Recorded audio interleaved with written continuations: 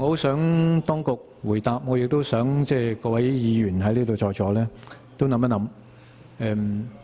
今日如果我哋通過，其實我哋即刻會面臨乜嘢嘅危機？喺政治上面，喺我哋成個社會上面，我哋咁急通過係咪帶嚟好處？今日泛民係咪發咗癲？點解嗱？我哋知道喺議會上面，而家唔同嘅議員喺民主派裏頭，其實有唔同嘅取態。大部分嘅泛民議員喺大會裏頭係冇任何嘅行動嘅，譬如話點人數啊等等。但係點解嚟到財委會，我哋成班咁緊張呢個問題呢？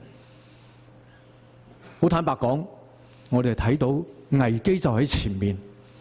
呢個危機係我哋做出嚟嘅，我哋係咪可以去防止佢發生呢？主席，希望你諗諗。